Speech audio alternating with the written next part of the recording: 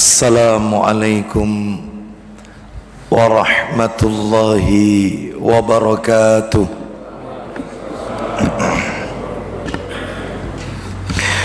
Alhamdulillah alladzi bi ni'matihi tatimmus salihat wa ashhadu an la ilaha illallah wahdahu la syarika lah wa ashhadu anna Muhammadan abduhu wa rasuluh. Ya ayyuhalladzina amanu ittaqullaha haqqa tuqatih wa la tamutunna illa wa antum muslimun. Amma ba'du, fa inna asdaqal hadisi kitabullah wa khairal hadi hadi Muhammadin sallallahu alaihi wasallam wa syarral umuri muhdatsatuha wa kullu muhdatsatin bid'ah wa kullu bid'atin dhalalah wa kullu dhalalatin finnar. Ikhwan wa akhwati fillah, bapak-bapak, ibu-ibu, kaum muslimin dan muslimah, jamaah salat maghrib Masjid Mujahidin Kota Mojokerto yang semoga dimuliakan oleh Allah Subhanahu wa ta'ala. Tidak ada kata yang patut kita ucapkan di malam hari ini selain rasa syukur kita kepada Allah Tabaraka wa ta'ala atas segala karunia nikmat yang telah Allah berikan kepada kita. Dan di antara sekian banyak kenikmatan-kenikmatan yang Allah berikan kepada kita dan kita rasakan pada malam hari ini adalah Allah Subhanahu wa ta'ala kembali mempertemukan kita di salah satu rumah Allah dari sekian banyak rumah-rumah Allah yang ada di muka bumi ini, yaitu Masjid Mujahidin, dalam rangka melaksanakan amalan-amalan ketaatan kepada Allah Subhanahu wa ta'ala. Diawali dengan salat maghrib berjamaah, dilanjutkan dengan talabul ilmi, dan berakhir dengan melaksanakan salat isya yang dikerjakan secara berjamaah pula. Semoga rangkaian amal ketaatan yang kita lakukan pada malam hari ini semuanya diterima oleh Allah dan diridhai oleh Allah Subhanahu wa ta'ala. Bapak ibu kaum muslimin dan muslimah rahimani wa rahimakumullah, tidak memperpanjang muqaddimah, kita akan melanjutkan materi kita. Terakhir pertemuan kita yang lalu, kita sudah masuk membahas materi mengenal salat sunnah yang diajarkan oleh Rasulullah sallallahu alaihi wasallam. Di antara macam-macam salat sunnah yang sudah kita catat pada pertemuan yang lalu, menurut catatan saya, kalau tidak salah kita bahas itu kan, salat sunnah. Macam-macam salat sunnah yang diajarkan oleh Rasulullah sallallahu alaihi wasallam yang sudah kita catat adalah: yang pertama, salat sunnah kusuf, gerhana matahari. Yang kedua, salat sunnah khusuf, gerhana bulan. Yang ketiga, salat yang dikerjakan di lembah Al-Aqiq. Mana itu lembah Al-Aqiq? Di Miqat Zulhulaifah. yang sekarang terkenal dengan nama Bir Ali, yang letaknya tidak jauh dari Masjid Nabawi, kurang lebih sekitar 12 km dari Masjid Nabawi. Nabi bersabda, "Salli fi hadzal wadi al-mubarak." Salatlah kalian di lembah ini, karena lembah ini penuh dengan keberkahan. Jadi dulunya itu lembah. Nabi memerintahkan kita sholat di situ, dan di situ sudah didirikan masjid. Dan biasanya orang yaitu mengambil mikot di tempat itu. Mikot namanya mikot Zulhulaifah, yang sekarang terkenal dengan nama Bir Ali. Yang keempat adalah sholat tahiyatul masjid. Yang kelima sholat sunnah ba'diyah Jumat. Ba'diyah Jumat, bukan qobliyah Jumat, bukan. Yang keenam sholat sunnah istisqa, minta hujan. Yang ketujuh sholat 2 rakaat setelah mimpi buruk. Yang kedelapan sholat sunnah tahur, sholat sunnah setelah wudhu, ba'da wudhu, sebagaimana sahabat Bilal bin Rabah radhiyallahu anhu sering mengerjakan ini.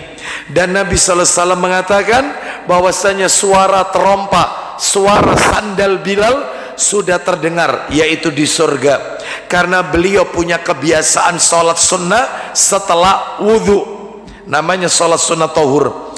Yang kesembilan sholat sunnah rawatib. Yang ke-10 sholat sunnah di Masjid Quba.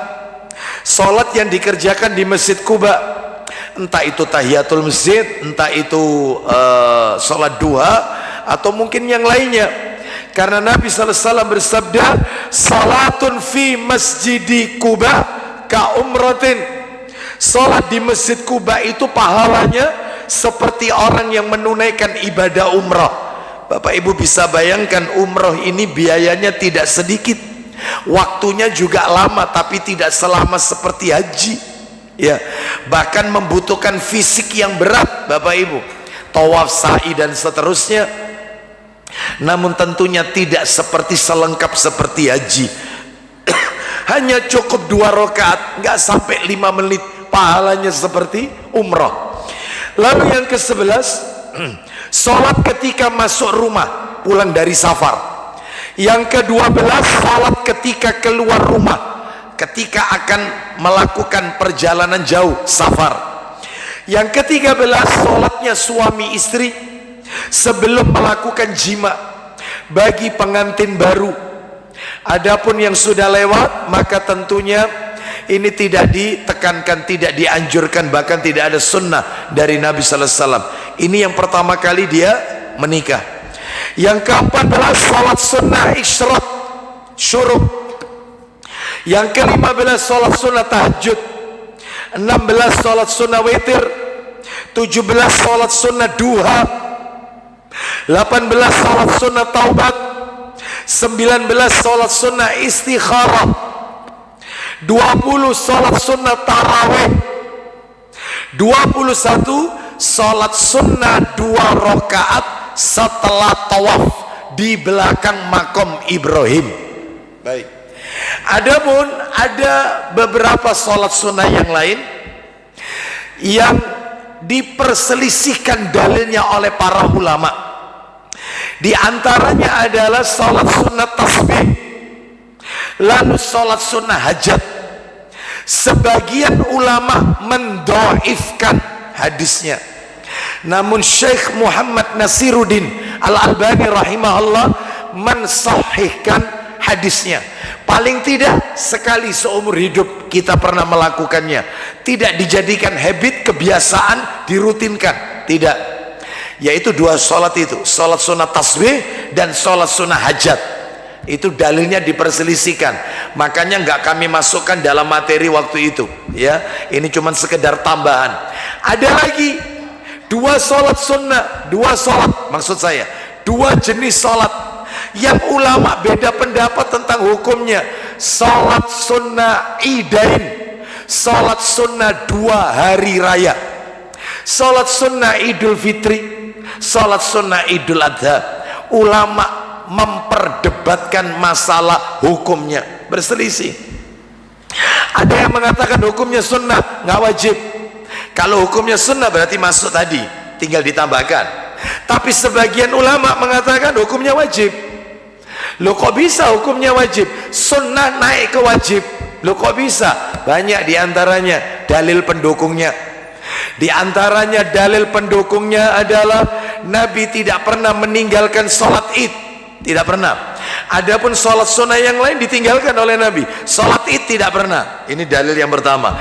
Dalil yang kedua, wanita haid saja disuruh keluar ke tanah lapang untuk menghadiri, yaitu khutbah id, sekalipun dia tidak sholat. Sedangkan sholat sunnah yang lain nggak ada perintah wanita haid suruh datang ke masjid, nggak ada. Tapi ini suruh datang. Yang ketiga, wanita nggak pakai jilbab, nggak punya jilbab, kata Nabi suruh pinjam jilbab tetangganya untuk datang ke sholat id. Bayangkan, ini itu riwayatnya Muslim. Yang keempat, kalau jatuh hari Jumat, mereka yang sudah sholat id, Idul Fitri, Idul Adha di hari Jumat sholat id, maka dia dibenarkan tidak ikut Jumatan. Katanya para alim ulama, bagi laki-laki itu Jumatan hukumnya wajib. Kalau Jumatan itu jadi gugur, maka penggugurnya harus yang wajib juga. Gak mungkin sunnah ngalahkan wajib. Berarti Idul Fitri, Idul Adha wajib, bisa gugurkan Jumatan. Nah itu dalilnya kuat. Ya, saya pribadi lebih condong kepada pendapat ya yang mengatakan sholat id wajib, sehingga kalau ditinggalkan dosa besar. Wajib. Saya condong kepada pendapat itu. Bapak ibu sekalian, kalau mau condong pendapat yang lain hukumnya sunnah, silahkan. Kita saling menghormati perbedaan pendapat. Wallahu a'lam wabishawab. Kita lanjutkan Bapak ibu. Nah sekarang dari total sholat sunnah itu, total itu tadi yang masuk nominasi. Nah itu ya, kalau kita ranking ini yang masuk nominasi untuk dikerjakan secara rutin dalam sehari semalam, jangan ditinggalkan, cuman 5, hanya 5 dari semua tadi itu 21. Nambah yang tadi diperselisihkan tasbih sama hajat 23. Nambah tadi kalau misalnya dihukumi sunnah, panjenengan milih sunnah ya 25, Idul Fitri, Idul Adha. Baik, dari total tadi yang masuk nominasi untuk dikerjakan secara rutin dan terus dilakukan dalam sehari 5 macam sholat sunnah. Makanya materi kita membahas 5 macam sholat sunnah ini. Kalau memang tidak cukup waktunya ya kita lanjutkan pertemuan-pertemuan berikutnya. 5 macam sholat sunnah. Apa itu? Yang pertama, sholat sunnah rawatib, qobliyah, ba'diyah. Oh itu rutin. Ada sebelum, ada sesudah. Sholat sunnah yang mengiringi sholat fardu, sholat sunnah rawatib. Ini ya qobliyah, ba'diyah. Nanti kita akan bahas yang ini satu persatu, kita urut aja nanti ya. Yang kedua adalah sholat sunnah isyraq, syuruk ya, kayaknya nggak bisa hari ini. Yang ketiga sholat sunnah duha. Yang keempat sholat sunnah tahajud. Yang keempat.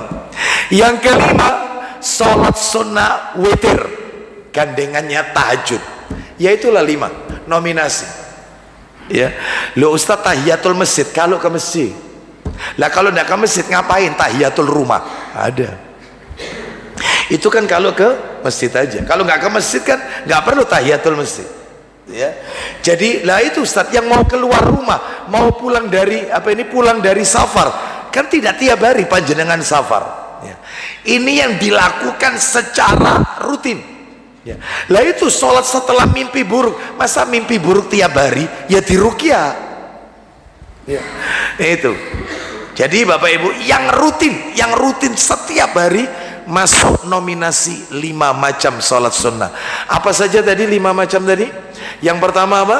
Rawatib, sholat sunnah rawatib. Yang kedua sholat sunnah duha. suruk diurut, suruk isrok pagi dulu 15-20 menit setelah matahari terbit. Setelah itu urutannya sholat sunnah duha, malamnya urutannya tahajud, gandengannya tahajud witir. Inilah rawatib, sholat sunnah rawatib, isrok, duha, tahajud, witir. Hari ini kita akan membahas sholat sunnah rawatib. Ini dulu yang kita bahas, subuh, zuhur, asar, maghrib, isya, yang qobliyah ba'diyah. Baik, kita bahas Bapak Ibu sekalian sekarang supaya enak materinya, supaya enak belajarnya. Sholat sunnah rawatib ini kita bagi menjadi 3 bagian supaya enak ngajinya, urut. Yang pertama yang akan kita bahas adalah definisi sholat sunnah rawatib, definisinya, definisi.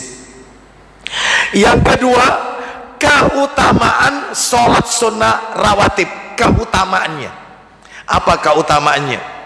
Yang ketiga, Bapak Ibu sekalian, yang ketiga adalah, yang ketiga keutamaan, yang ketiga, materi ketiga maksud saya, jumlah rakaat sholat sunnah rawatib sehari semalam, subuh, zuhur, asar, maghrib, isya, yang qobliyah ba'diyah, sebelum sama sesudah, itu total sehari berapa rakaat. Nah itu nanti kita akan bahas satu persatu dan ada perbedaan pendapat di dalamnya. Sekarang kita masuk yang pertama dulu. Apa tadi yang pertama? Bukan sholat mana? Definisi. Definisi sholat sunnah rawatib. Yang kita bahas sholat sunnah rawatib kita bagi 3, definisi, keutamaan, sama jumlah rakaat. Ya. Apa definisinya? Kata para alim ulama, salah satunya yang dikatakan oleh Syekh Muhammad bin Saleh Al-Utsaimin rahimahullah dalam kitab Syarhul Mumti' ala Zadil Mustaqni di juz yang ketiga halaman 93, beliau berkata sholat sunnah rawatib itu adalah sholat, lah ini penting, ini penting, sholat yang dilakukan secara terus menerus, kontinu. Sholat yang dilakukan secara ajak, terus menerus, kontinu. Makanya tiap hari ini nggak boleh ditinggal, ini dibiasakan ya. Yang mendampingi sholat fardu, yang mendampingi sholat fardu. Nah itu yang mendampingi sholat fardu. Baik, jadi ya entah qobliyah entah ba'diyah, pokoknya nempel sama sholat fardu. Kalau subuh itu qobliyah, kalau zuhur ada qobliyah, ada ba'diyah, dan seterusnya. Nanti kita bahas. Intinya yang mengiringi sholat fardu itulah namanya sholat sunnah rawatib, disingkat qobliyah ba'diyah. Nah itu kadang-kadang orang itu susah membedakan. Itulah yang sholat sunnah qobliyah ba'diyah. Lo lah ya sholat sunnah rawatib. Lo bukan, lo sama itu ya. Sama dengan ada orang bingung sholat sunnah fajar sama qobliyah subuh. Sama, tidak ada beda. Sholat sunnah fajar sama dengan sholat sunnah qobliyah subuh, sama ya. Jadi ini masalah istilah saja ya. Baik, kita lanjutkan ya, itu tadi definisinya.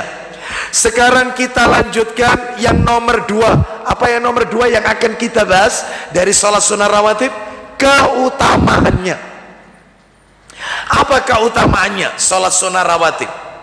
Bapak Ibu sekalian rahimani wa rahimakumullah, keutamaannya saya berikan ada 2. Keutamaannya ada 2. Sebenarnya banyak keutamaannya, saya berikan 2 saja, mudah-mudahan mewakili dari yang banyak. 1, sholat sunnah rawatib itu keutamaannya untuk menutupi, untuk menyempurnakan sholat fardunya yang tidak sempurna. Jadi kalau panjenengan setelah sholat maghrib atau sholat maghrib tadi ternyata panjenengan tidak khusyuk, masih memikirkan di luar sholat, mikirkan anak, mikirkan pekerjaan, berarti kurang, ini kurang sempurna karena dia tidak fokus ya. Atau mungkin bacaannya keliru, salah, atau mungkin tata cara sholatnya keliru, tata caranya misalnya yaitu ketika bertakbir, takbiratul ihram itu mestinya telapak tangan itu menghadap ke kiblat dan jari-jarinya tidak boleh dirapatkan dan tidak boleh direnggangkan, antara rapat dan renggang. Nah ini tidak, ketika takbiratul ihram begini, Allah, nggak ada yang gini, nggak ada tuntunannya ini, nggak ada, semuanya begini. Allah, boleh sejajar bahu, boleh sejajar telinga, boleh begini, boleh begini. Ini ada orang sholat, Allah, ada nggak yang kayak gitu? Allah. Saya pernah lihat ada orang sholat itu bukan malah begini telapak tangannya, tetapi seperti orang berdoa. Allah, keliru gerakannya, sudah tidak khusyuk, gerakannya keliru ya. Begitu pula sedekap, begitu pula ketika rukuk itu memegang lutut bukan memegang betis. Ketika memegang rukuk itu tuntunan dari Nabi, jari-jarinya direnggangkan, jari-jarinya tidak dirapatkan begini ketika megang lutut, ini tidak diginikan, mestinya renggang, salah lagi. Ketika sujud siku diangkat, ini tidak ditempelkan, salah lagi. Lah terus siapa Ustaz? Ba'diyah maghrib ojo ditinggal. Kenapa? Untuk nutupi maghribnya yang cacat, itu fungsinya. Karena kita tidak tahu sholat kita ini sudah sempurna ataukah tidak, maka fungsinya sholat sunnah, terutama sholat sunnah rawatib, menutupi fardunya yang tidak sempurna. Jadi jangan pernah ditinggalkan ini, jangan pernah. Mana dalilnya? Minta tolong Ibnu Majahnya dibuka, nomornya belakang, nomornya 1181 1181. Kita dengarkan dari Tamim Ad-Dari radhiyallahu an, dia berkata Nabi sallallahu alaihi wasallam bersabda, awalu ma yuhasabu bihil abdu yaumal qiyamati salatuhu. Silakan. Dari Tamim Ad-Dari dari Nabi Sallallahu Alaihi Wasallam, beliau bersabda, isinya, yang pertama kali dihisab dari seorang hamba di hari kiamat adalah solatnya yang akan diaudit oleh Allah. Terus fa'in akmala kutibat lahu nafilatan. Silakan. Jika dia menyempurnakannya, apabila fardunya sempurna, subuhnya, zuhur, asar, maghrib, isya sempurna, masya Allah, maka akan ditulis baginya yang sunnah. Otomatis yang sunnah ikut, otomatis kecatat semua. Tapi kalau tidak sempurna, lanjut. Dan jika dia tidak menyempurnakannya, stop. Fa'ilam yakun akmalaha, apabila sholat fardunya 5 waktu nggak sempurna, nggak khusyuk, tidak tumaknina, tergesa-gesa, gerakannya salah, bacaannya kacau, loh sudah banyak kesalahannya. Terus maka Allah berfirman kepada malaikatnya, Allah berfirman, kalau Allah subhanahu li malaikatihi, apa firman Allah kepada para malaikat, unzuru hatajiduna li abdi min tatawwu. Silakan. Lihatlah, apakah kalian menemukan pada hambaku dari sholat sunnahnya? Coba kalian cek, hambaku ini punya sholat sunnah atau tidak. Makanya jangan diremehkan. Ini gara-gara meremehkan sholat itu, gara-gara definisi sunnahnya salah. Mendefinisikan sunnah itu selalu, sunnah itu Ustadz kalau dikerjakan dapat pahala, kalau ditinggalkan tidak berdosa. Salah. Saya katakan salah. Kenapa? Gara-gara definisi ini akhirnya gampangkan. Halah sunnah kok, sunnah wae loh. Itu lah yang benar gimana? Yang benar itu sunnah itu artinya kalau dikerjakan dapat pahala, kalau ditinggalkan rugi besar. Contoh, 2 rakaat sebelum subuh, 2 rakaat sebelum subuh. Kata Nabi, rakaatan, ya, yaitu 2 rakaat sebelum subuh, pahalanya lebih baik khairum minad dunya wa ma fiha, lebih baik dunia dan seluruh isinya. Bapak Ibu tahu isinya dunia? Isinya dunia, Ka'bah dunia, Masjidil Haram dunia, Masjid Nabawi ada di dunia, Raudhah ada di dunia, Masjidil Aqsa Palestina ada di dunia. Itu 2 rakaat sebelum subuh ngalahkan semua itu. Ayo saya mau tanya, kalau ditinggalkan apakah tidak mengapa? Pasti jawabannya rugi. Yaitu yang benar. Makanya tolong mindsetnya harus dirubah. Jangan dikit-dikit dilakoni, gak dilakoni, jangan. Harus dirubah. Rugi besar sehingga terus termotivasi mengerjakan amalan-amalan sunnah. Ya. Nah ini kita lanjutkan. Terus lanjut, Allah berkata kepada malaikat, apakah hambaku ini punya sholat sunnah? Lanjut, teruskan. Maka sempurnakanlah dengan sholat sunnah tersebut dari sholat wajibnya yang hilang. Sempurnakan dari sholat fardunya yang cacat, yang hilang. Maksudnya yang hilang mungkin masa mudanya dulu nggak pernah sholat, baru-baru ini aja ikut taklim sadar betapa pentingnya sholat. Masa mudanya dugem, masa mudanya maksiat, sekarang taubat. Tiap orang punya masa lalu, Bapak Ibu sekalian. Maka jangan pernah melihat orang dari masa lalunya, jangan, karena setiap kita ini punya aib, nggak ada yang sempurna. Maka untuk nutupi, ngejar, ya Allah Ustaz, saya dulu ini Ustaz, ya Allah maksiat Ustaz, waktu saya ini habis, nggak sholat, sudah hilang semua ibadah saya. Alhamdulillah sekarang Allah ngasih saya hidayah.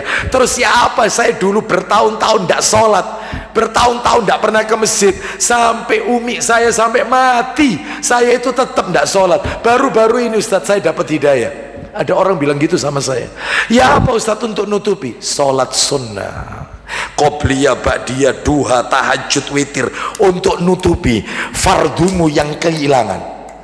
Jangan diremehkan sholat sunnah ini, jangan remeh. Bapak Ibu tahu sayang kitabnya tidak ada. Sayang kitabnya qadarullah, memang bukan materinya ya, jadi saya nggak bawa. Sahih Targhib wa Tarhib, kalau masjid ini punya jilid 1, nomornya 391. Sebentar, saya pernah mendownload tapi harus nyari ini, harus nyari. Jilid 1, kalau tidak salah nomornya 391. Nabi melewati sebuah pekuburan, lalu kemudian Nabi berkata, man ashab hadil kubur, siapa yang tahu penghuni kubur ini siapa, orang yang dikubur ini siapa? Saya, wahai Rasulullah, saya tahu. Siapa? Fulan bin Fulan. Apa kata Nabi? Kalian tahu yang diinginkan mayit di dalam kubur ini, yang diinginkan mayit dalam kubur ini, dia kepingin berangan-angan mengerjakan sholat sunnah 2 rakaat daripada seluruh dunia kalian. Dia tidak kepingin dunia kalian, dia kepingin. Berarti mayat ini menyesal, dia berangan-angan untuk bisa mengerjakan. Loh, Nabi kok bisa tahu? Allah yang memberitahu. Kenapa? Karena tidak mungkin Rasulullah berbicara perkara gaib kecuali semua itu datang dari Allah Azza wa Jalla. Ya, baik Bapak Ibu sekalian, jadi ini menunjukkan jangan pernah meremehkan sholat sunnah. Terus lanjut, silakan. Lalu ibadah yang lain, kemudian amalan-amalan yang lain juga akan dihisab seperti itu. Amalan yang lain juga begitu, Pak. Contohnya Ramadan kan wajib ya, puasa Ramadan. Rukun Islam kan, rukun Islam nomor 4, puasa Ramadan. Itu ketika dihisab, ternyata Ramadannya orang ini penuh cacat, penuh banyak, tidak sempurna Ramadannya. Kenapa? Karena ketika puasa Ramadan lisannya suka menghibah. Memang betul puasanya tidak batal, tapi pahalanya entek, habis. Ketika Ramadan lebih banyak tidur ketimbang ibadah baca Quran. Ketika Ramadan melakukan perbuatan sia-sia. Waktunya iktikaf, waktunya menghabiskan sepertiga malam 10 hari yang terakhir bulan Ramadan digunakan untuk perkara yang sia-sia. Ya, seperti itu. Maka untuk nutupinya apa Ustadz? Nutupinya adalah 6 hari di bulan Syawal, Senin, Kamis, Ayyamul Bid, seperti hari ini, besok sama Rebu, Ayyamul Bid. Nutupinya Asyura, nutupinya Arafah, nutupinya puasa Daud. Jangan remehkan yang sunnah. Anak tekankan ya, jangan pernah meremehkan yang sunnah. Untuk nutupi, termasuk haji. Ya Allah Ustadz, anak ini dulu haji Ustadz, ternyata pembimbingnya KBI hanya tidak ngikuti sunnah. Jadi banyak ritual-ritual itu yang tak lakoni, ternyata salah KB Ustadz. Mulai dari pakai baju ikhram sampai ketika tawaf sa'i, tawaf ifadah, lempar jumroh di Mina, Musdalifah, salah semuanya. Ya apa Ustadz ya, sekarang kalau saya daftar biaya membengkak, ya, berapa biayanya sekarang? 99 rencana. Ya, 93,4 itu ya. Tapi enggak, jamaah bayarnya enggak segitu, Pak. Info terakhir paling update sore tadi saya dengarkan, paling update bayarnya 56. 56, separuhnya itu jadi jamaah bayar 60%, sisanya pemerintah yang nanggung. Jadi jamaah 56, bukan 93, 56. Dulu 3738, sekarang 56. Antrian tetap panjang. Ya apa Ustadz caranya? Antri panjang 30 tahun lebih. Umur saya sudah sepuh, uang saya mungkin kurang Ustadz. Gimana? Kalau punya rezeki umroh, umroh itu sunnah untuk nutupi hajimu yang cacat. Itu penting, sunnah itu Bapak Ibu. Semuanya ibadah dibuat kayak begitu. Ya. Baik, kembali ke materi kita. Keutamaan sholat sunnah. Keutamaannya itu tadi yang pertama, nutupi ketidaksempurnaan sholat fardu. Keutamaan yang kedua terakhir, coba dibuka Sahih Muslim nomornya 700. Sahih Muslim nomor 700. Muslim nomor 700 dari Ummu Habibah radhiyallahu anha, istri Nabi sallallahu alaihi wasallam, Ummul Mukminin ya, radhiyallahu anha. Dia berkata, Rasulullah SAW bersabda, ayo dibaca, silakan. Dari Ummu Habibah radhiyallahu anha katanya, Ya. dia mendengar Rasulullah SAW bersabda, Man sallas natai asyrata raka'atan fi yaumin wa lailatin buniya lahu bihinna baitun fil jannah. Silakan. siapa yang mengerjakan sholat sunnah rawatib 12 rakaat sehari, siapa yang mengerjakan sholat sunnah rawatib 12 rakaat sehari semalam, dibuatkan Allah baginya rumah di surga. Mudah-mudahan kita mendapatkan rumah di surga. Tapi harus ajak, continue, istiqomah, qobliyah, ba'diyah. Baik, nanti masalah jumlah kita akan bahas.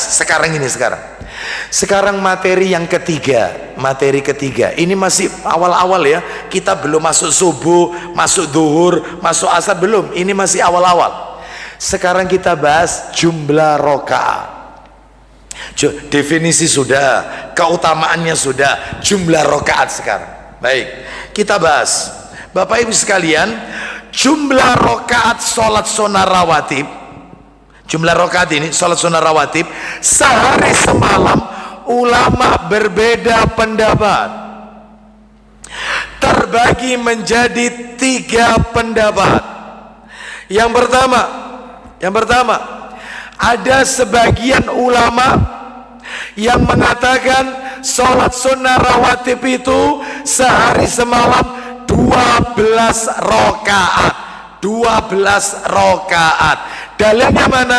Minta tolong Ibnu Majahnya dibuka lagi. Yang itu jangan ditutup. Jangan ditutup, dibuka aja semua. Yang sudah dibuka jangan ditutup ya.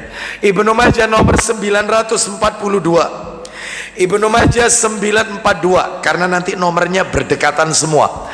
Ibnu Majah 942. An Aisyah radhiyallahu anhuma qalat qala Rasulullah sallallahu alaihi wasallam, man sabara ala sintai asyrata raka'atan minas sunnati bunyalahu baitun fil jannah. Silakan.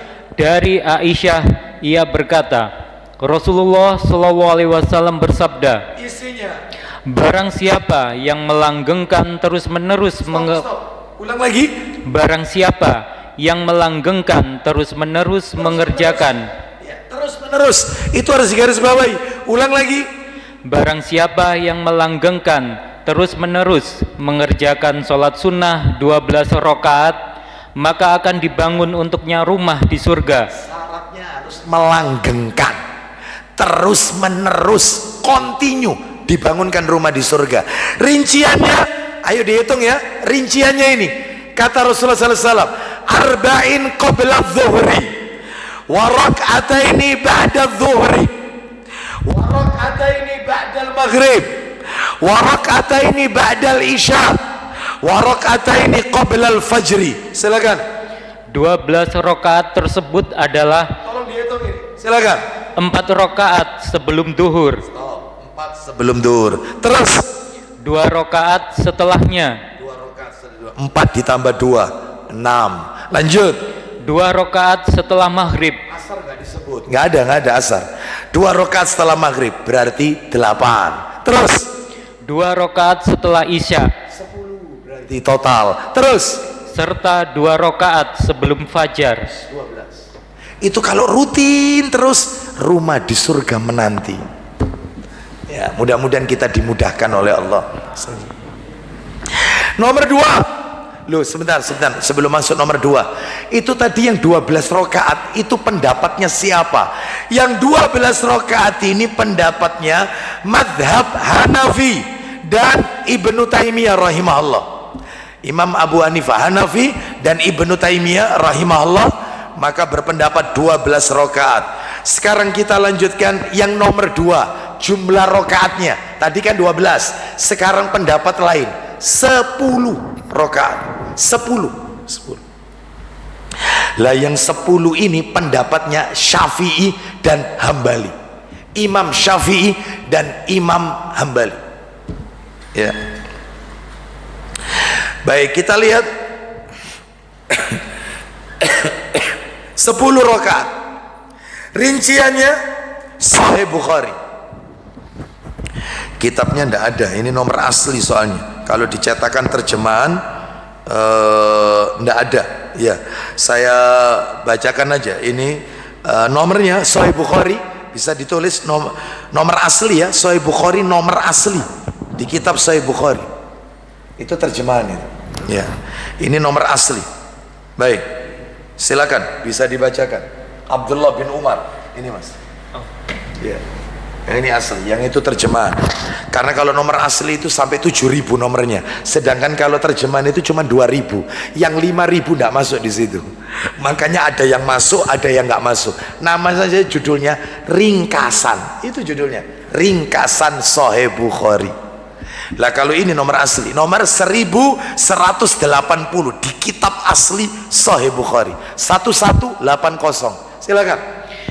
Telah menceritakan kepada kami Sulaiman bin Harb Abdullah bin Umar, cari nama orang terakhir biar tidak lama-lama. dari Abdullah bin Umar radhiyallahu an berkata, aku menghafal sesuatu dari Nabi SAW berupa sholat sunnah 10 rakaat, yaitu 2 rakaat. Sholat sunnah 10 rakaat. Pelan-pelan ya. Kita lihat apa saja itu rinciannya.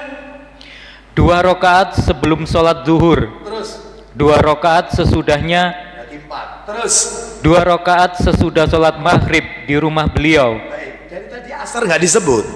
Asar nggak disebut dari tadi. Sesudah maghrib 2 berarti total 6. Lanjut. 2 rakaat sesudah sholat isya di rumah beliau, Terus dan 2 rakaat sebelum sholat subuh. baik. 2 rakaat sebelum subuh berarti totalnya 10 rakaat. Yang pakai pendapat ini Imam Syafi'i dan Hambali. Sekarang kita masuk yang nomor 3. Wah, ini mulai. Yang nomor 3. Yang nomor 3, jumlah rakaat yang nomor 3 Nomor 1 berapa rakaat tadi? 12. Yang nomor 2 berapa? 10. Yang nomor 3 18. 18 rakaat. Dalilnya di mana? Terus siapa yang pakai pendapat ini? Yang pakai pendapat ini yang 18 ini adalah pendapatnya Imam Asy-Syairazi yang disetujui oleh Imam An-Nawawi rahimahullah, penulis kitab Riyadhus Shalihin. Beliau mengatakan 18 sehari semalam, bukan 12, bukan 10, 18. Wih, banyak Ustaz. Iya. Apa saja itu rinciannya? Dalil Tirmidzi. Bawa sini Tirmidzi, warna kuning. Saya carikan biar cepat. Nomornya 427. Nah ini ketemu sama 430. Tak kasih gini aja Mas ya, ini ya. Baik. Jadi nanti kalau nyari berdekatan langsung cari ini aja. 427 sampai 430. Nah ini. Baik. Silakan cari nama orang terakhir, Ummu Habibah. Nama orang terakhir. Kita dengarkan ya. Nanti tolong dijumlah. Tirmidzi 427 sama satu lagi 430 nomornya. Silakan Mas. Dari Ummi Habibah ia berkata, Rasulullah Shallallahu Alaihi Wasallam bersabda. Isinya merinding kita kalau baca di sini. Silakan. Barang siapa mengerjakan sholat sunnah 4 rakaat sebelum zuhur, 4 rakaat sebelum zuhur, terus dan 4 rakaat setelah zuhur. Jadi 4 sebelum, 4 sesudah. Wih, zuhurnya 4. Wih. Ya. Sebelum zuhur 4, sesudah zuhur 4. Maka Allah mengharamkan api neraka untuk menyentuhnya. nggak mungkin kulitnya ketemu api neraka. Nggak mungkin. Allah akan jauhkan kulitnya dari api neraka. Tapi caranya sebelum zuhur 4, sesudahnya 4. Oh. Wah, iki rada angel iki Ustaz ya. Ini berat ini ya, tapi pahalanya menarik ini ya. Nggak tersentuh api neraka. Baik, itu yang nomor 427. Sekarang pindah 430. Baliknya. Dari mana? Abdullah bin Umar kalau nggak salah. Nama orang terakhir sebelum kata-kata Nabi bersabda. Ya, silakan baca. Silakan. Dari Ibnu Umar dari Nabi Shallallahu Alaihi Wasallam ia bersabda. Isinya. Allah memberi rahmat kepada orang yang melakukan sholat sunnah 4 rakaat sebelum asar. Asar disebut. Untuk yang satu ini disebut. Allah memberikan rahmat, curahan rahmat bagi mereka yang sholat sholat sebelum asar 4 rakaat. 4 rakaat sebelum asar. Berarti totalnya sebelum zuhur 4, sesudah zuhur 4 berarti 8, sebelum asarnya 4 berarti 12, sisanya ikut sama dalil yang tadi, maghrib 2, isanya setelah 2, subuhnya sebelum 2, totalnya 18. Betul ya hitungannya ya? 18. Saya ulang ya, sebelum zuhur berapa tadi? 4, sesudah zuhur 4, sebelum asar berarti 12 totalnya ya, 12. Setelah maghrib 2 berarti berapa? 14. Sesudah isya 2 berapa? 16. Sebelum subuh 2 18. Itu pendapatnya Imam An-Nawawi rahimahullah. Lu berarti kuat kabeh, ada dalilnya ya. Sekarang kita akan lihat dari 3 pendapat ini mana yang paling kuat pendapatnya. Ternyata yang paling rojih, wallahu a'lam bishawab, yang paling argumentatif, yang paling kuat, kata Ibnu Utsaimin rahimahullah, adalah pendapat yang mengatakan sholat sunnah itu yang ditekankan, muakkadah, ditekankan, hampir masuk wajib, hampir kayak wajib, terus rutin, terus ditekankan sehari semalam. Pendapat yang kuat adalah 12 rakaat. Ustadz, sesekali saya kok kepingin nyoba yang 18. Boleh, tapi jangan dijadikan rutin. Kalau mau rutin ya 12 itu. Ini ada dalilnya kok ditekankan ya. sunnah muakkadah, hampir mendekati wajib. Kalau bisa jangan ditinggalkan. Bolehlah kita pakai yang 18, tapi jangan rutin. Rutinnya 12. Itu apa ada dalilnya? Sahih Muslim. Nomornya 702. Dari Abdullah bin Syakik 702 radhiyallahu anhu, dia berkata kepada Aisyah radhiyallahu anhuma tentang sholat sunnah rawatib yang Nabi selalu lakukan. Garis bawahi, selalu lakukan, dibiasakan. Itu ya apa? Sholat sunnah rawatibnya Rasulullah. Ya ini jawabannya. Silakan, ayo. Dari Abdullah bin Syakik radhiyallahu an katanya, aku bertanya kepada Aisyah radhiyallahu an. Aku berkata kepada Aisyah. Aisyah itu siapa? Istri Nabi. Yang namanya istri pasti tahu yang dikerjakan oleh suaminya. Pasti. Gak mungkin istri tidak tahu yang dikerjakan suaminya. Tahu. Lalu makanya Abdullah bin Syakik bertanya kepada orang yang tepat tentang sholat sunnah rawatibnya Rasul. Apa jawabannya Aisyah? Tentang sholat sunnah rawatib yang pernah dikerjakan Rasulullah Sallallahu Alaihi Wasallam. Bukan pernah, selalu dikerjakan oleh Rasulullah. Itu terjemahannya mestinya. Terus lanjut. Katanya, beliau sholat di rumahku 4 rakaat sebelum duhur. Di rumah lo ya, 4 rakaat sebelum duhur di rumah. Terus kemudian beliau pergi ke masjid mengimami sholat orang banyak. Setelah dari masjid lanjut. Sesudah itu beliau pulang. Lalu sholat pula di rumahku 2 rakaat. Selalu di rumah. Nabi nggak pernah qobliyah ba'diyah di masjid. Saya ulang ya, anak ulang ini. Tidak ada satu dalil Rasul qobliyah ba'diyah di masjid. Rumah Nabi dekat sama Masjid Nabawi. Sholat di Masjid Nabawi 1000 kali. Tapi Nabi tetap memilih di rumah. Di rumah, bukan di masjid. Kenapa? Nanti tak tunjukkan alasannya. Kenapa sholat sunnah itu kok mesti di rumah, bukan di masjid? Kecuali tahiyatul masjid, ya harus di masjid. Masa tahiyatul masjid di rumah? Ya tahiyatul bait nggak ada ya. Terus belum kelar. Lanjut. Terus kata Aisyah. Kemudian beliau pergi mengimami sholat maghrib orang banyak. Asarnya nggak disinggung. Aisyah langsung dari duhur lompat ke maghrib. Asar nggak disinggung. Kemudian beliau ngimami sholat orang banyak di masjid. Berarti kok beliau maghrib nggak disebut. Mau sholat maghrib. Setelah itu, sesudah itu beliau pulang. Lalu sholat di rumah 2 rakaat. Lanjut terus. Kemudian beliau pergi mengimami sholat isya. Ini kebiasaan suaminya.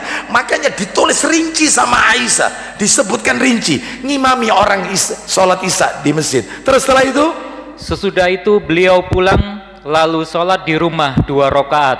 Begitu seterusnya. Itu masih panjang. Subuh juga gitu. Setelah adzan Nabi sholat sunnah di rumah 2 rakaat qobliyah subuh. Setelah itu nunggu iqamah, baru kemudian Nabi ke masjid langsung mengimami orang banyak.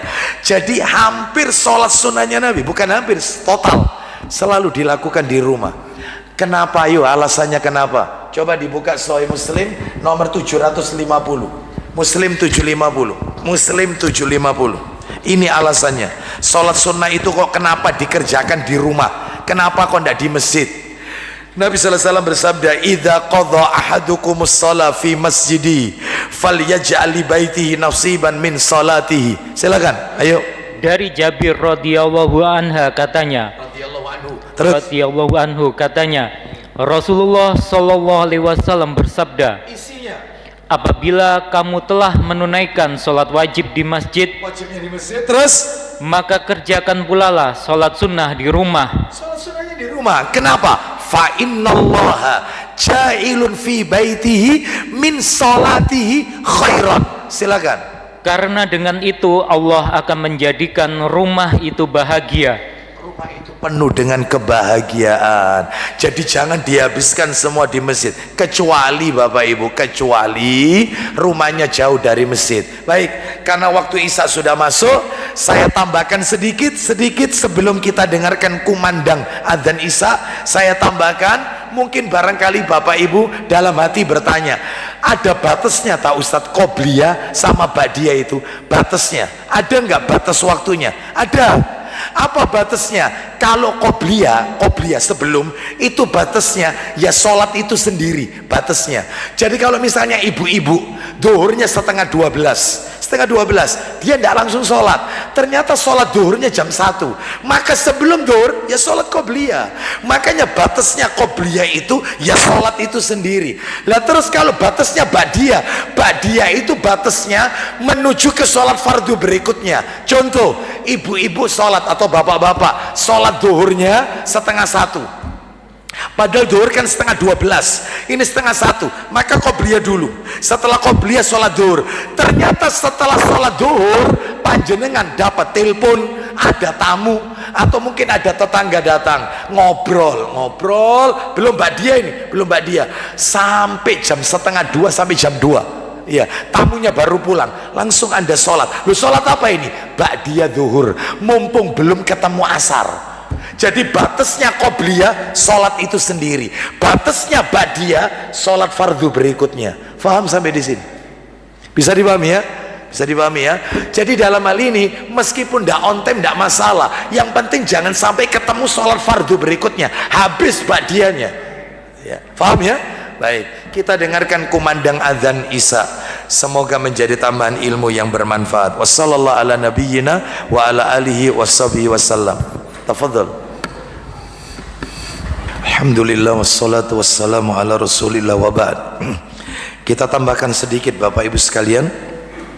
Jadi definisi tuntas, keutamaannya tuntas, jumlah rakaatnya juga tuntas.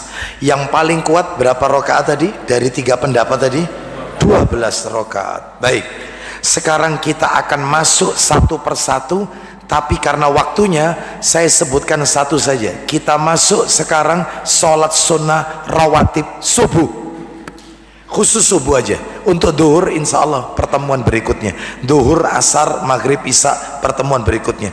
Sekarang kita akan tambahkan dikit aja subuh. Sholat sunnah rawatib subuh, materinya saya bagi 3 supaya enak. Sholat sunnah rawatib yang subuh saya bagi 3. 1 hukumnya, 2 keutamaannya, 3 tata caranya. Nah, hukumnya, keutamaannya, tata caranya. Khusus subuh ya, saya nggak bahas duhur ini, insya Allah berikutnya aja. 1 kita bahas hukumnya. Apa hukumnya sholat sunnah rawatib subuh yang qobliyah subuh? Apa hukumnya? Sunnah muakkad, ditekankan, Nabi tidak pernah meninggalkan, meskipun kerinan tetap dikerjakan. Meskipun Nabi kondisi safar, bepergian, nggak pernah ditinggal. Beda sama yang qobliyah duhur, ba'diyah maghrib, ba'diyah isya, beda. Karena itu kalau dijamak duhur, asar, maghrib, isya dijamak di perjalanan, apalagi di qashar, nggak ada qobliyah ba'diyah. Tapi subuh tetap, meskipun di kereta, meskipun di pesawat. Ya, Anda tanya, misalnya pesawat, kru pesawat, Mbak atau Mas, ini local time, waktu setempat. Kita ini sedang berada di mana ini? Negara mana? Oh, kita ini misalnya ada di negara X, misalnya. Local time-nya berapa? Jam berapa local time? Kan bisa dilihat di layar pesawat. Oh, jam sekian kita sudah melewati ini. Misalnya perjalanan ke Saudi. Oh, kita sudah melewati ini. Oh, ini local time jam sekian. Masuk subuh ndak ini? Masuk subuh misalnya. Atau panjenengan ternyata ketiduran, tidur, ternyata buka jendela pesawat, buka, ternyata matahari sudah terang. Astagfirullah, subuh saya kelewat. Anda boleh wudhu, boleh tayamum, lalu adzan sedapatnya, sir, Allahu akbar, Allahu akbar, Allahu akbar, Allahu akbar, asyhadu an la ilaha illallah, asyhadu an la ilaha illallah, asyhadu anna muhammadar rasulullah, asyhadu anna muhammadar rasulullah, hayya alas shalah, hayya alas shalah, hayya alal falah, hayya alal falah, as-salatu khairum minan naum, as-salatu khairum minan naum, Allahu akbar, Allahu akbar, la ilaha illallah, Allahu akbar. Qobliyah subuh. Setelah itu sudah sambil duduk ini, assalamualaikum warahmatullah, assalamualaikum warahmatullah, qomat, Allahu akbar, Allahu akbar, asyhadu an la ilaha illallah, asyhadu anna muhammadar rasulullah, hayya alas shalah, hayya alal falah, qad qamat. Jadi harus adzan, tuntunannya begitu, meskipun sholat sendiri adzan. Qad qamatis shalah, qad qamatis shalah. Allahu akbar, Allahu akbar, la ilaha illallah, Allahu akbar. Subuh. Nah, itu ya. Meskipun kerinan, nanti tak tunjukkan Nabi pernah kerinan. Matahari sudah terbit, beliau terbangun. Tetap qobliyah. Jadi qobliyah subuh tidak pernah ditinggal. Tidak pernah. Kecuali kalau safar, duhur, asar jamak, maghrib isya jamak, apalagi pakai di kosor, dua, maghrib 3, isyanya 2, nggak ada qobliyah ba'diyah, hilang sudah. Tapi sholat yang lain tetap, tahiyatul masjid tetap, sholat duha tetap, yang nggak ada qobliyah ba'diyah kalau safar ya. Terus yang ada itu adalah kalau safar qobliyah subuh kalau safar.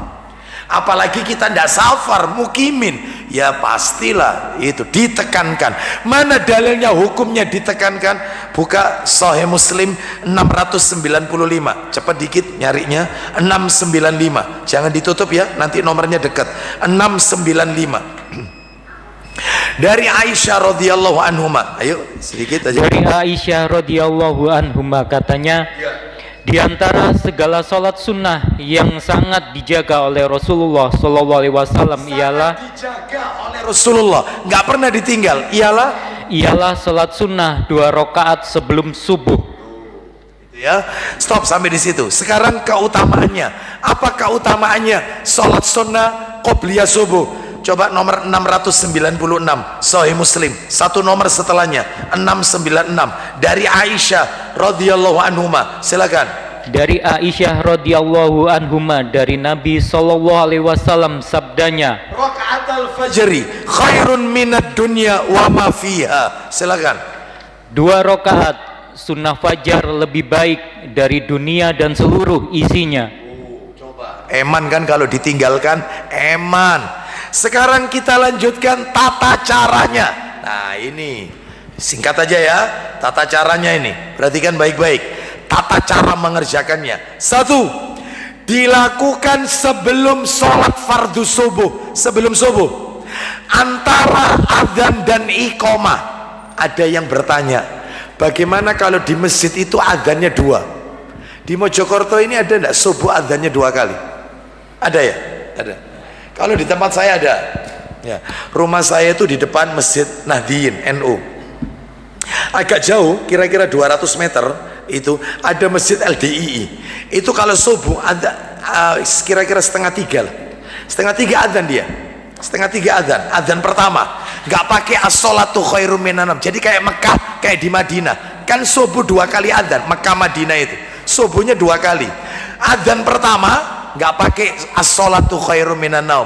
Adzan kedua baru menggunakan as-sholatu khairum minan naum. Lah ini qobliyah subuhnya itu adzan yang mana? Jawabannya adzan yang kedua yang mendekati sholat subuh. Adzan subuh.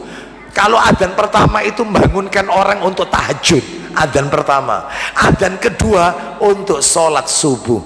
Nah ini dikerjakannya adalah setelah adzan subuh. Ya, baik. Antara adzan dan iqamah. Nomor 2, dilakukan 2 rakaat 1 salam.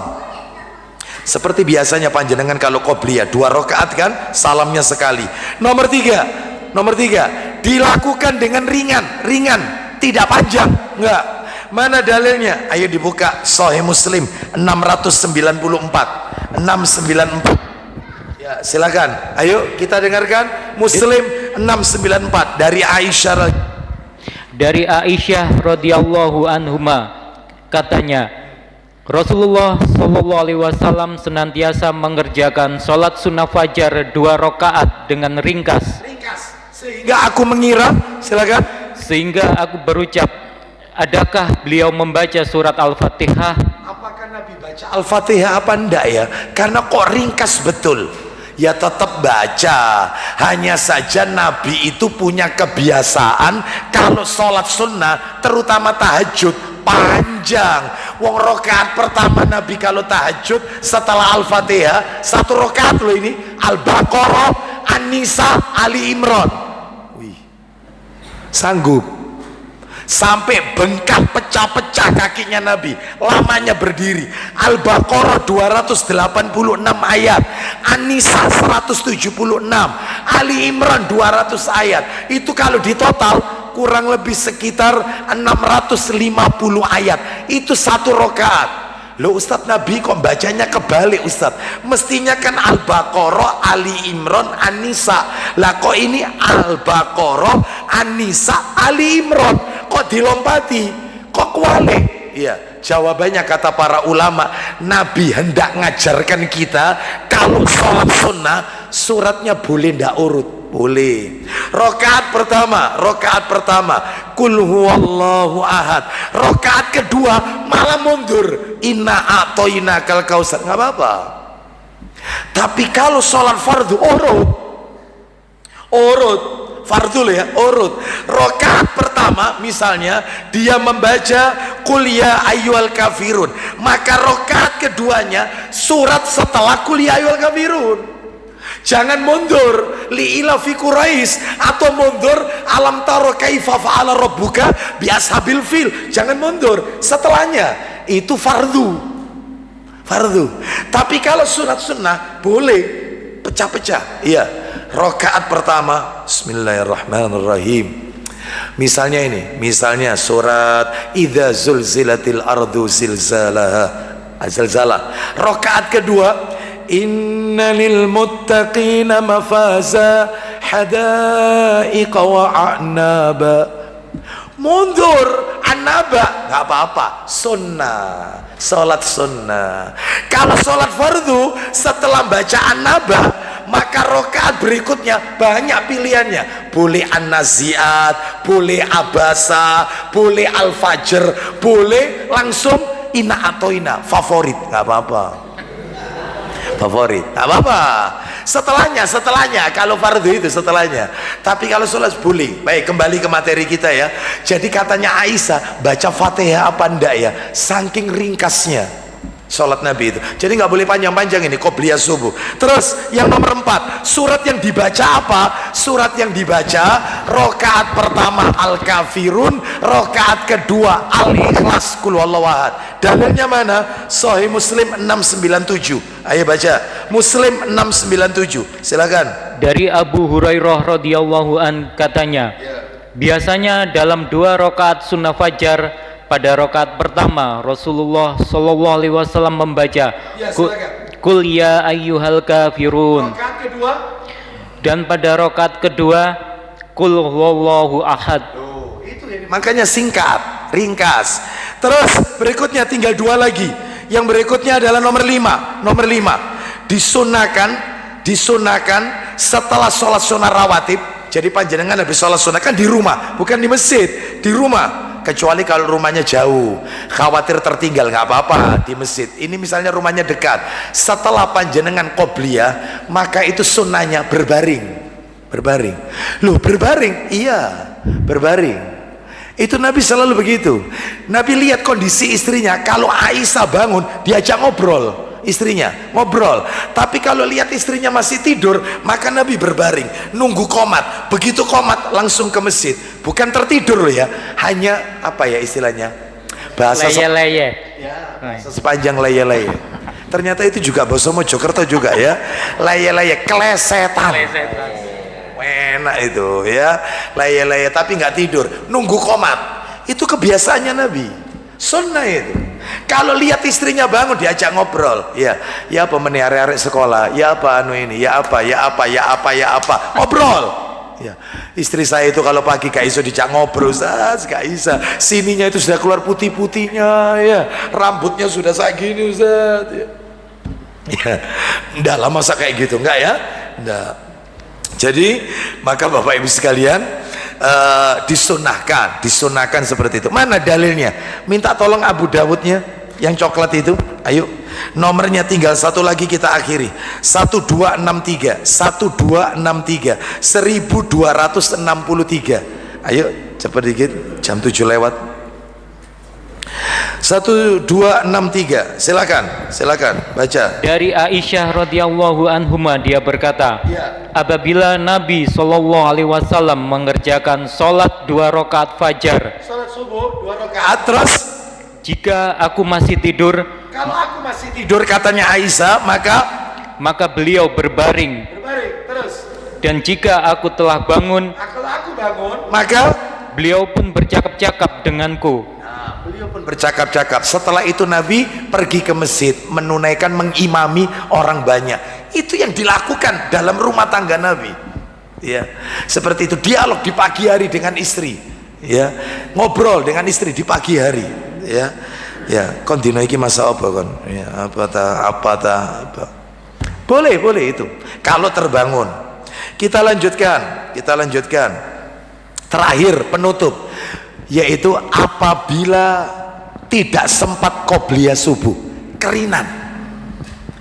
Tidak sempat qobliyah subuh, kerinan.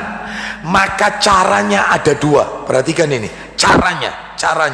Satu, yang pertama ini, misal panjenengan masuk masjid sudah qomat, Allahu Akbar, asyhadu an la ilaha illallah, sampai terakhir qad qamatis shalah, sampai la ilaha illallah. Ya Allah, emang enggak bisa qobliyah, gimana? Ikut imam dulu, ikut imam sholat subuh sampai imam selesai, assalamualaikum warahmatullah, zikir dulu. Setelah itu Anda sholat, berdiri sholat, niatnya mengqadha qobliyah subuh.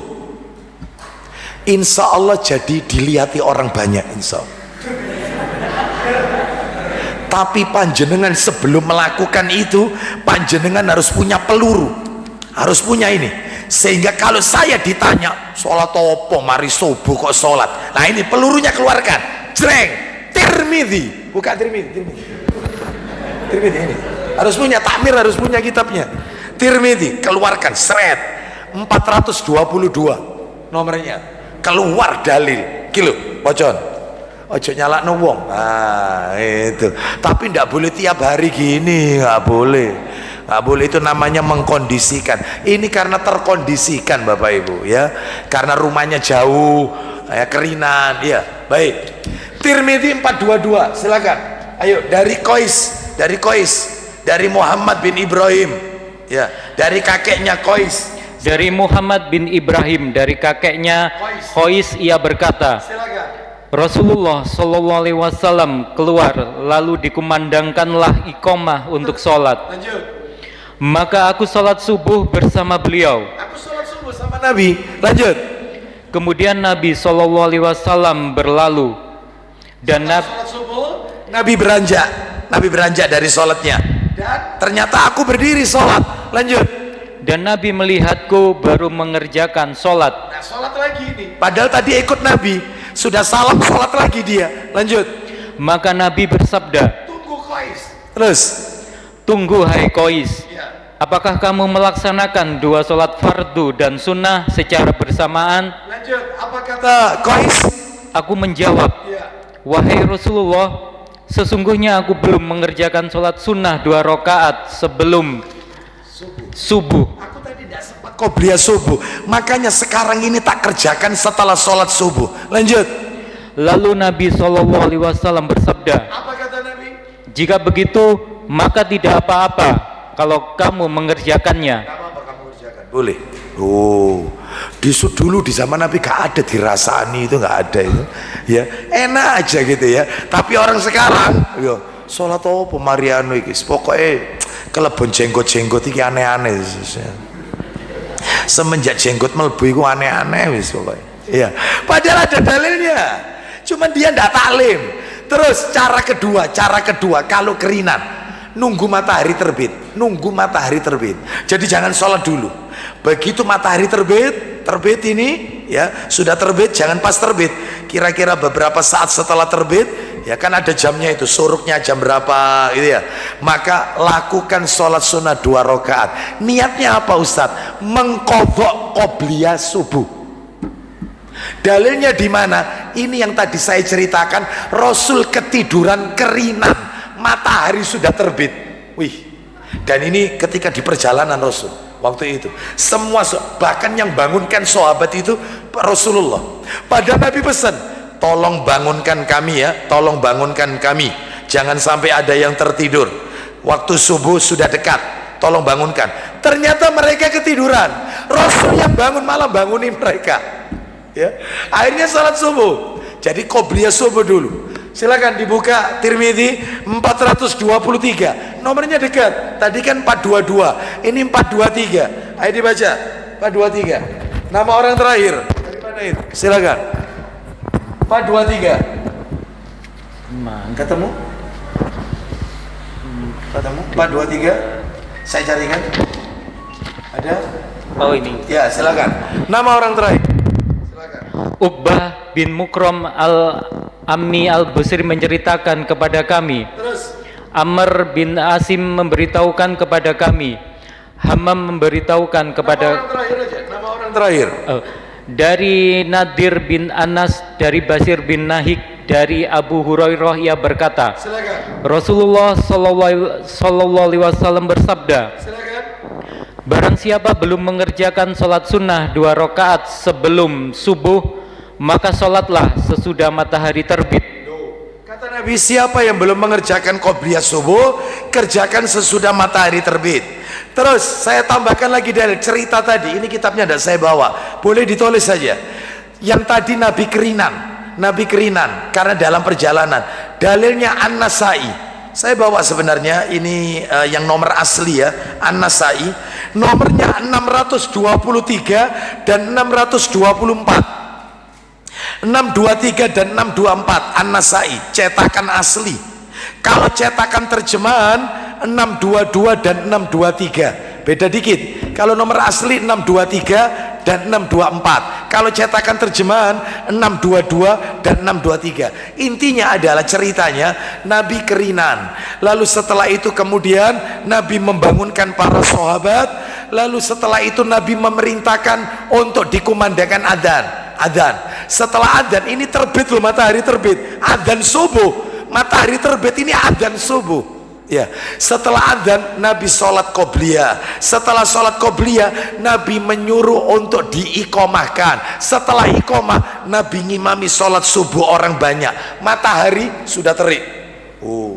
Berarti kalau gitu Ustadz, kerinan itu sesuai sunnah. Iya, cuman sekali. Nabi itu kerinan sekali tok seumur hidup. Lah kita 100 kali ya kerinan. Nabi itu sekali, ya tiap hari kerinan. Bapak Ibu, kita bolak-balik salah. Kerinannya Nabi terlambatnya itu jadi syariat. Nabi ingin mengingatkan kalau ada umatnya yang kerinan, ya ini caranya kayak gini. Jadi tetap dilakukan qobliyah subuh. Jadi syariat lah. Kalau kerinannya kita tidak jadi syariat ya. Wong kita bukan Nabi dan Rasul. Itu bedanya kita dengan Rasulullah sallallahu alaihi wasallam. Wallahu a'lam bishawab. Demikian yang bisa kami sampaikan. Semoga menjadi tambahan ilmu yang bermanfaat. Maaf karena waktunya hampir 7:30. Kita tutup saja langsung. Berarti bulan depan kalau Allah takdirkan kita ketemu lagi, kita bahas yang zuhur. 4 rakaat itu gimana caranya melakukannya, itu nanti bulan depan. Zuhur, asar, maghrib, isya, insya Allah. Kita akhiri. Sallallahu ala nabiyyina wa ala alihi washabihi wasallam. Subhanakallahumma wa bihamdika asyhadu an la ilaha illa anta astaghfiruka wa atubu ilaik. Wa akhiru da'wana anil hamdulillahi rabbil alamin. Assalamualaikum warahmatullahi wabarakatuh.